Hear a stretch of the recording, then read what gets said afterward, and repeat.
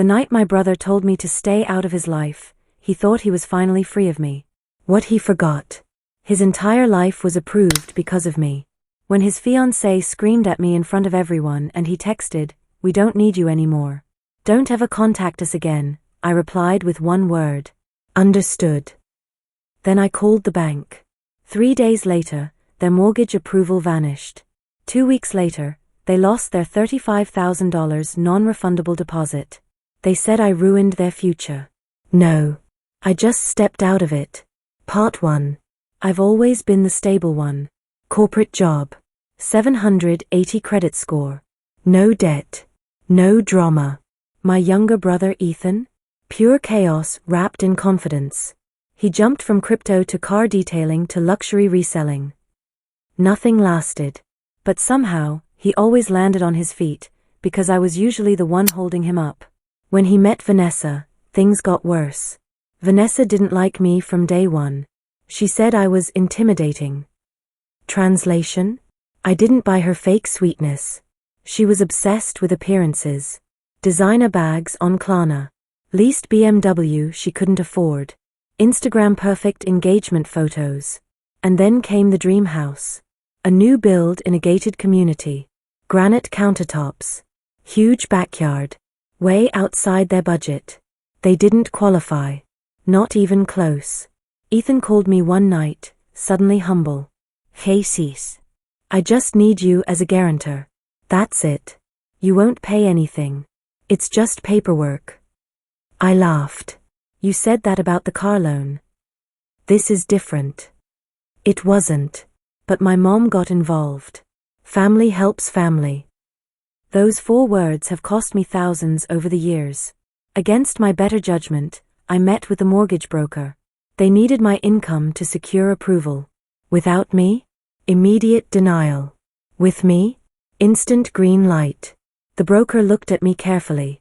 "You understand you're fully liable if they default, right?" I did. And I signed anyway.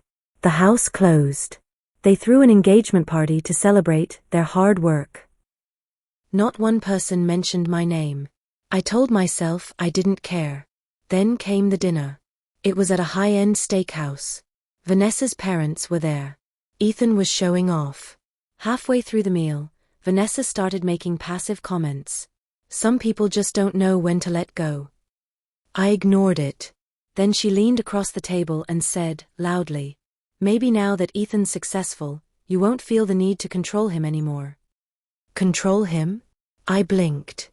"Excuse me." She smirked. "We got this house ourselves. We don't need outside interference."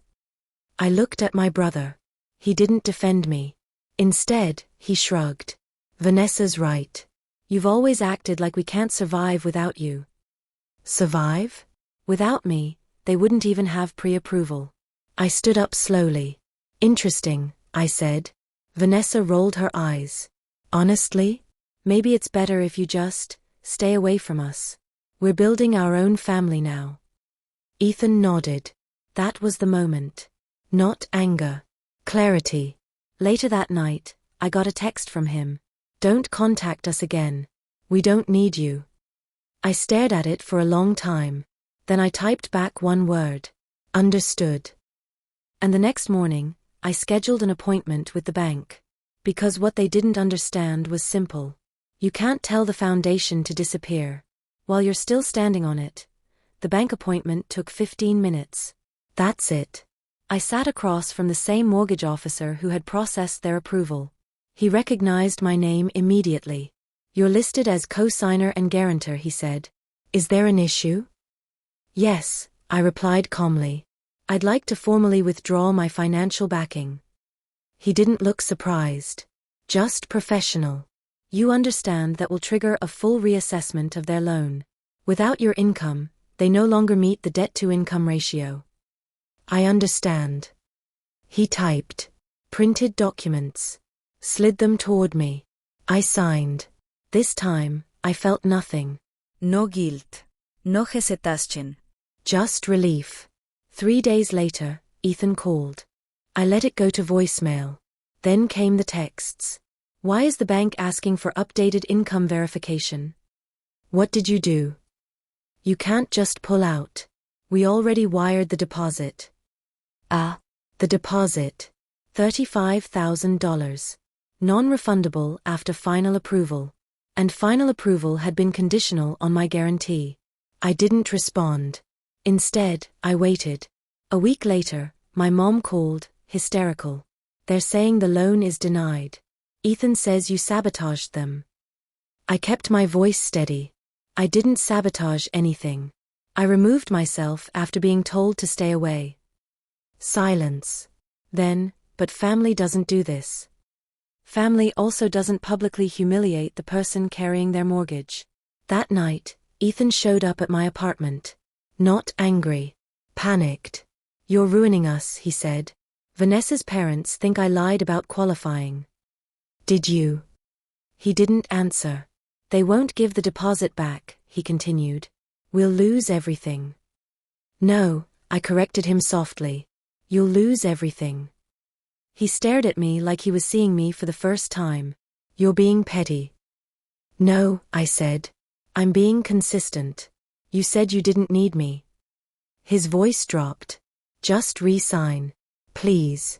After closing, you can remove yourself. There it was. The plan. Use me until the keys were in hand. Then discard me. Again. I shook my head. I won't tie my financial future to people who told me to disappear. His jaw clenched. Vanessa was emotional. You're overreacting. She said I was unnecessary. He had no response to that. 2 weeks later, it was official. Loan denied. Deposit forfeited. The builder relisted the house. Vanessa blocked me on everything. Ethan sent one final message. I hope you're happy. I didn't reply. But yes, I was. Because for the first time in my life, I didn't play the role they assigned me. Months passed. I heard through relatives that Vanessa postponed the wedding. Her parents were furious. Apparently, Ethan had told them he qualified on his own. That lie collapsed the same day the mortgage did. They moved into a small rental across town. No granite countertops. No gati d'entrance. No applause. As for me, my credit is untouched. My savings intact. And last month, I closed on a townhouse. Alone. When I held those keys, I didn't feel revenge. I felt freedom. They thought I was the safety net. The backup plan. The boring, dependable sister who would always clean up the mess. But here's what they learned too late. If you tell the bridge to burn, don't be surprised when you're the one who can't cross. And I never rebuilt it.